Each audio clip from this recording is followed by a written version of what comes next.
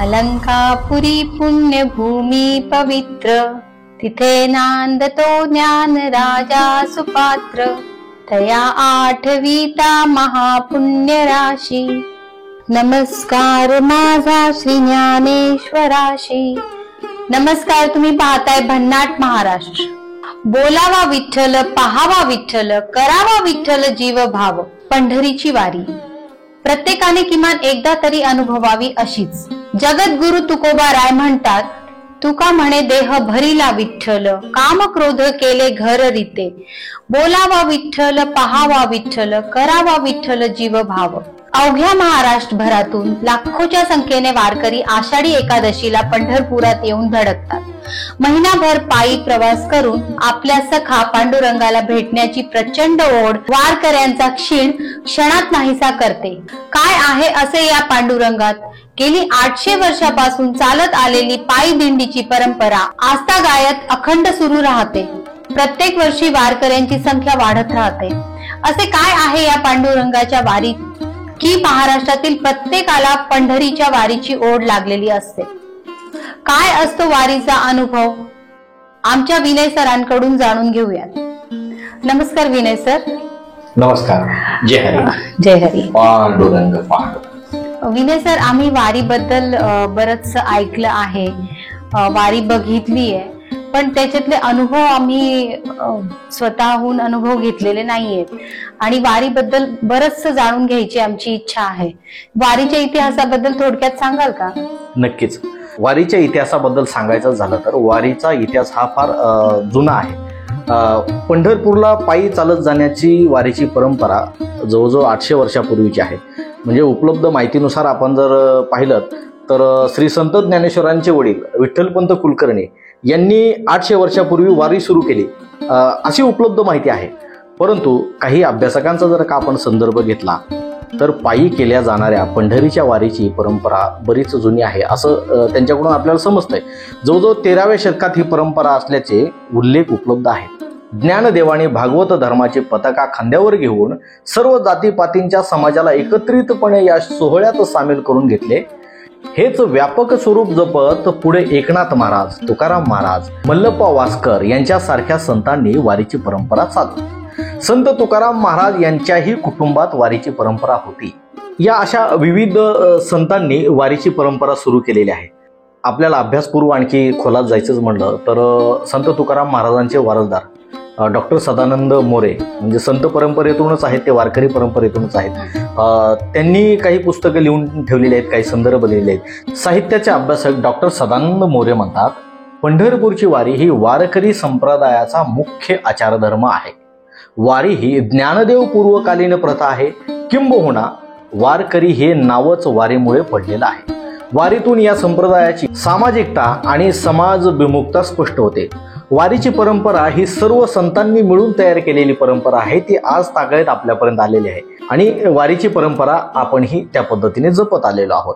ज्ञानदेवाच्या कर्तृत्वामुळे हा संप्रदाय जनमानसावर प्रभाव गाजवून महाराष्ट्रासाठी हा व्यापक झालेला आहे. परंतु संप्रदायाचा आद्य प्रवर्तक ठरतो तो भक्त पुंडलिकच आणि भक्त पुंडलिकापासूनच या संप्रदायाला, वारीला आणि वारीच्या इतिहासाला सुरुवात होते.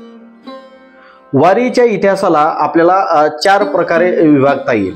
म्हणजे ज्ञानदेव पूर्व काळ, वारीचा ज्ञानदेव पूर्व काळ म्हणजेच भक्त पुंडलिकाचा काळ, त्यानंतर ज्ञानदेव नामदेवांचा काळ, त्यानंतर संत भानुदास आणि एकनाथांचा काळ, त्यानंतर पुढच्या कालखंडात जर आपण आलो तर तुकोबा निळोबा यांचा काळ आणि संत तुकाराम महाराजांच्या नंतर 300 वर्षाचा काळ. आता वारीचे 2 प्रकार आहेत. एक आषाढी वारी जी आता आपण या आषाढ महिन्यामध्ये साजरी करतो आषाढी एकादशीच्या निमित्त, आणि दुसरी असते कार्तिकी वारी. आषाढी वारीला आपण काय करतो, संत सज्जनांच्या पालख्या आणि त्याचबरोबर वारकरी प्रचंड संख्येमध्ये पंढरपुराला विठोरायाचं दर्शन घ्यायला जातो. परंतु कार्तिकी वारीमध्ये आपण काय करतो, या वारीला आपापल्या गावातून दर्शनासाठी पंढरपूर, आळंदी, देहू इथे दर्शनासाठी वारकरी जात असतात. याच जोडीला जर आपण पाहिलं तर माघी आणि चैत्र वाऱ्या हे असतात. ज्ञानोबा तुकोबांच्या पालखी सोहळ्याला जो बैलजोडीचा मान दिला जातो त्याबद्दल थोडक्यात सांगा. बैलजोडीच्या मानाबद्दलच जर का बोलायचं झालं तर प्रामुख्यानं संत ज्ञानेश्वर महाराज आणि संत तुकाराम महाराज यांची पालखी आळंदीपासून आणि देहूपासून ते पंढरपूरपर्यंत जात असते. यामध्ये प्रामुख्यानं जी बैलजोडी असते ती खिलार जातीतील असते. जास्त भारतीय गोवंश त्यातील खिलार जातीची बैलजोडी असते. ती दिप्पाड आणि सदृढ असायला पाहिजे. त्यासाठी एक कमिटी नेमली जाते. मग ही कमिटी काय करते की त्या बैलजोडीची पाहणी करते, त्या बैलजोडीची क्षमता पाहते आणि त्यानंतर त्या बैलजोडीला त्या पालखीला जुंपलं जातं. याशिवाय महत्त्वाची गोष्ट म्हणजे बैलजोडी आणि बैल जरी त्यासाठी पात्र ठरत असतील तरी देखील ती वारकरी संप्रदायातील शेतकऱ्याचीच असायला पाहिजे, हा देखील त्याचा नियम असतो. अशा पद्धतीनं त्या बैलांची निवड केल्यानंतर या दोन्ही संतांच्या पालख्या पंढरपुराकडे रवाना होतात. याशिवाय त्यासाठी एक वेगळी डॉक्टरांची टीम असते. ती डॉक्टरांची टीम त्या बैलांच्या आरोग्याची व्यवस्थित काळजी घेते. उदाहरणार्थ बैलांचं आरोग्य चांगलं आहे का ते तपासणं, त्यांची वैरण पाणी म्हणजे त्यांच्या खाण्यापिण्याची व्यवस्था कशा पद्धतीने असायला पाहिजे, त्यांचा आहार काय पाहिजे त्याची देखील प्रामुख्याने काळजी घेतली जाते. याशिवाय बैल चालत असतात आणि त्या बैलांच्या पायाशी पत्र्या असतात. मग त्या पत्र्या व्यवस्थित लागल्यात की नाही किंवा त्या पत्र्या बदलायची वेळ आली तर ते बरोबर वेळोवेळी बदलले, अशा सगळ्या गोष्टींची काळजी घेऊन ती बैलजोडी आणि त्या बैलजोडीचे मालक असणारे शेतकरी अशी त्या पालख्यांसाठी निवड केली जाते. खऱ्या अर्थानं आपण आळंदीचा जर विचार केला, ज्ञानदेवांची पालखी माऊलींच्या पालखी सोहळ्याला बैलजोडी देण्याचा मान हा आळंदी गावातील फक्त 6 कुटुंबालाच मिळतो. आळंदी सोडून बाहेरच्या गावकऱ्यांना हा मान आजवर दिला गेलेला नाही, कारण ही प्रथा खूप काळापासून अशी चालू आहे. पालखी रथ आळंदीहून पंढरपूरला जाताना 18 दिवसांचा प्रवास असतो. रथापुढे दिंडी क्रमांक 1 व दिंडी क्रमांक 7 गुरुवर्य ब्रह्मचैतन्य तात्यासाहेब आबासाहेब महाराज वास्कर यांचा मान आहे. रथामध्ये फक्त 2 खिल्लार बैलच संपूर्ण प्रवास पूर्ण करतात आणि परतीच्या वारीला देखील तीच 2 बैल पालखी रथ पंढरपूर ते आळंदीला घेऊन येतात. तेव्हा माऊलींचा पालखी सोहळा आळंदीहून पंढरपूरला जात असतो तेव्हा 18 दिवसात जातो, पण परतीच्या वारीला निम्म्या दिवसात पालखी रथ पंढरपुराकडून आळंदी या ठिकाणी येत असतो. माऊलींच्या पालखीबद्दल झालं. आता संत तुकाराम महाराजांच्या पालखीबद्दल. तुकाराम महाराज यांच्या पालखी सोहळ्यासाठी जी बैलजोडी द्यायची आहे त्याचे मालक हे पुणे जिल्ह्यातील असायला पाहिजेत आणि तेच अर्ज करू शकतात. त्यामध्ये कमिटी असते, ती कमिटी निवड कमिटी बैलांची निवड करत असते. यामध्ये रितसर अर्ज भरून संस्था आणि डॉक्टरांची टीम योग्य अशा खिलार बैलांची निवड करतात. दरवर्षी वेगवेगळ्या कुटुंबाला हा मान दिला जातो. 2 कुटुंबाला मान दिल्यामुळे याचा फायदा खिलार बैलांना असा होतो की पहिल्या दिवशी एका कुटुंबाची बैल पालखी रथ ओढतात आणि दुसऱ्या दिवशी दुसऱ्या कुटुंबाची बैल हे रथ ओढत असतात. त्यामुळे पहिल्या दिवशीच्या बैलजोडीला 1 दिवसाचा पूर्ण आराम मिळतो. अशा प्रकारे खिल्लार बैलांच्या सहाय्याने हा पालखी सोहळा सुंदररित्या पार पडतो. संत तुकाराम महाराजाचा पालखी सोहळा देहूवरून पंढरपूरला जात असतो तेव्हा 18 ते 19 दिवसामध्ये तो पोहोचत असतो. परंतु परतीच्या प्रवासामध्ये जर विचार केला तर तो निम्म्या दिवसामध्येच पंढरपूर ते देहूमध्ये पालखी सोहळा पोहोचून जातो. वारीमध्ये रिंगण आणि धावा याला फार महत्व असते, त्याबद्दल सर सांगा थोडं. खऱ्या अर्थानं वारीमधलं होणारं रिंगण आणि धावा हे वारीचं खास वैशिष्ट्य आहे. त्यामध्ये वारकरी आध्यात्मिक सुखाचा अनुभव घेत असतात. खऱ्या अर्थानं कडूस फाटा, वेळापूर आणि वखारी या ठिकाणी हे रिंगण सोहळे होत असतात. या रिंगण सोहळ्याबद्दल आपल्याला आणखीन जाणून घ्यायचं म्हटलंच तर रिंगण ही एक पवित्र आणि श्रद्धेय संकल्पना आहे. मोकळ्या मैदानात वारकरी परस्परांचे हात धरून गोलाकार उभे राहतात. यातील मोकळ्या जागेतून ज्ञानेश्वर महाराजांचा घोडा धावतो. याला आदराने माऊलींचा अश्व असे म्हणतात. या अश्वावर स्वतः ज्ञानेश्वर महाराज आरूढ होतात अशी वारकऱ्यांची श्रद्धा आहे. हे झालं रिंगण. आता धावा काय असतं? धावा म्हणजे शब्दशः जर का त्याचा अर्थ घ्यायचा झाला तर धावा म्हणजे धावणे. खऱ्या अर्थानं याला जोड मिळालेली आहे की संत तुकाराम महाराज वेळापूर या ठिकाणी असताना म्हणजे वारीमध्ये संत तुकाराम महाराज पंढरपूरकडे जात असताना वेळापूर या ठिकाणी थांबले असताना वेळापूरच्या टेकडीवरून संत तुकाराम महाराजांना थेट विठ्ठलाचं दर्शन घडलं असं लोक मानतात आणि अशी श्रद्धा आहे. आणि जसं संत तुकाराम महाराजांना वेळापूरच्या टेकडीवरून थेट पंढरपुरातील विठुरायाचं दर्शन घडलं तसे संत तुकाराम महाराज विठ्ठलाच्या दर्शनाच्या ओढीनं तिथून धावत सुटले, पळत सुटले. तो जो धावा आहे ते विठ्ठलाच्या पंढरपुरातील मंदिरापर्यंत. संत तुकाराम महाराज तिथून जे धावत सुटले तेव्हापासून परंपरा ही आज तागायत चालू आहे आणि आज देखील वारकरी ते गुण्या गोविंदानं आणि मोठ्या उत्साहानं पाळत आलेले आहेत. म्हणजे वारकरी एवढं अंतर धावत जातात त्यापर्यंत. हो, आणि हा शेवटचा टप्पा असतो. म्हणजे वारीमधला वेळापूर ते पंढरपूर हा जो धावा आहे तो वारीतला शेवटचा टप्पा असतो आणि ते मोठ्या उत्साहानं वारकरी पूर्ण करत असतात. वारीमध्ये जे महिला तुळशी वृंदावन आपल्या डोक्यावर घेऊन जातात, तर मग ह्याचं काय महत्व आहे? तुळशीला आपल्या अध्यात्म आणि धर्मामध्ये देखील अनन्यसाधारण महत्व आहे. त्याच पद्धतीने महत्वाचं जर का बोलायचं झालं, तुळस ही विष्णूंची प्रिय आहे. असं सांगितलं गेलं आहे की विष्णूंच्या प्रत्येक पूजेला तुळस वाहिली जाते.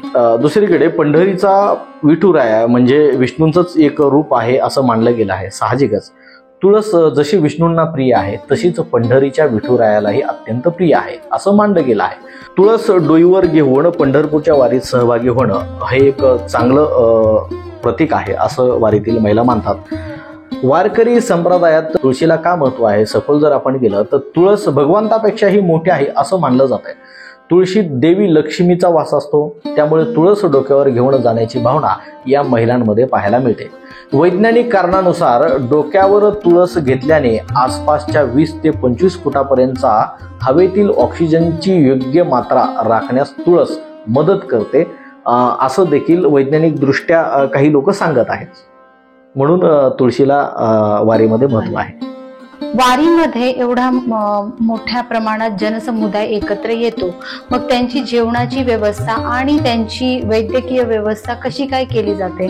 नक्कीच हा प्रश्न पडणं साहजिकच आहे, कारण की भारतातलंच नव्हे तर संपूर्ण जगातलं असं एकमेव उदाहरण असं आहे की ते महाराष्ट्राला आपल्याला लाभलेलं आहे. म्हणून आपण भाग्यवान आहोत, कारण लाखोंच्या संख्येमध्ये एकाच वेळेस महाराष्ट्राच्या कानाकोपऱ्यातून आणि जशा संतांच्या पालख्या पंढरपुराकडे रवाना होतात त्याचबरोबर वारकरी असतात. आणि वैशिष्ट्यच पाहायचं झालं तर उत्तर भारतातून संत कबीरांची देखील पालखी येते वारीमध्ये. हा लाखोंचा जनसमुदाय जेव्हा पंढरपुराकडे रवाना होत असतो तेव्हा त्याच्या व्यवस्थेबद्दल प्रश्न पडणं साहजिकच आहे. यामध्ये सरकारी पातळीवर देखील प्रयत्न करून व्यवस्था केली जाते. सरकारचे काही अधिकृत लोक असतात ते वारी मार्गातील सगळी अगोदर पाहणी करतात. वारीमध्ये काही अडीअडचणी येत आहेत की नाही, जर येत असतील तर ते कशा पद्धतीने दूर करता येतील. वेळोवेळी टप्प्याटप्प्यांवरती सरकार पातळीवरून वारकऱ्यांच्या आरोग्याचे कॅम्प असतील किंवा त्यांच्या आरोग्याविषयी औषध उपचार असतील याची देखील व्यवस्था सरकारी पातळीवर केली जाते. सिक्युरिटीच्या बाबतीत, सुरक्षेच्या बाबतीत देखील सरकारी यंत्रणा त्या ठिकाणी सज्ज असते. या व्यतिरिक्त ज्या ज्या गावातून वारी पंढरपुराकडे रवाना होते त्या त्या गावातील वारकरी आणि त्या वारी किंवा दिंडीचे प्रमुख जेव्हा आपलं गाव सोडतो आणि विठुरायाचं दर्शन घ्यायला जातो तेव्हा ते आत्मनिर्भर असतात. खऱ्या अर्थानं त्यांच्यासोबत खाण्यापिण्याच्या वस्तू असतील, काही थोड्या प्रमाणात औषधोपचार असतील किंवा वारी मार्गात लागणारे जे काही साहित्य असतं ते स्वतःसोबत घेऊन येतातच. याशिवाय वारी मार्गामध्ये वेगवेगळ्या गावचे, वेगवेगळ्या शहरातील लोक, राजकीय असतील, सामाजिक संघटना असतील किंवा काही कंपन्यांचे मालक असतील, हे देखील वारकऱ्यांची राहण्या खाण्यापिण्याची व्यवस्था करत असतात. अशा पद्धतीनं सुसज्ज पद्धतीनं वारी पंढरपुरापर्यंत यशस्वीरित्या मार्गक्रमण करत असते. सामाजिक संघटना, राजकीय संघटना आपापले वैरभाव सगळं काही विसरून वारकऱ्यांच्या सेवेशी आपले योगदान देत असतात. एकात्मतेचे एक अद्भुत दर्शन या वारीत होत असतं. विशेष म्हणजे शासनाकडून पायी दिंड्यांना अनुदान दिलं जातं हे बहुतेक लोकांना कदाचित माहिती नसेल.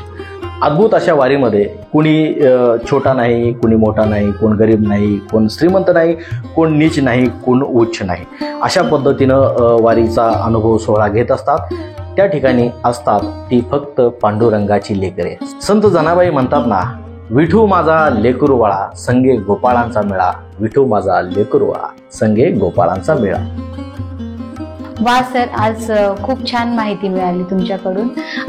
आमच्या प्रेक्षकांना आणि आम्हाला वारीबद्दल बरीच खूप चांगली माहिती मिळाली, त्याबद्दल आपले खूप खूप धन्यवाद सर. जय हरी. जय हरी. जय हरी. जय हरी.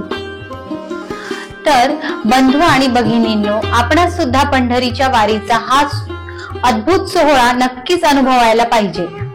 विठ्ठलाचा संग आनंद अभंग, आनंदी हो दंग भक्त सारे, ऐसा आनंदाचा हाट भरे साचा, दिन आषाढीचा एकादशी. चला साजरी करूया पंढरीची वारी. भन्नाट महाराष्ट्र चॅनलला लाईक, शेअर आणि सबस्क्राईब करायला विसरू नका. पाहत रहा भन्नाट महाराष्ट्र.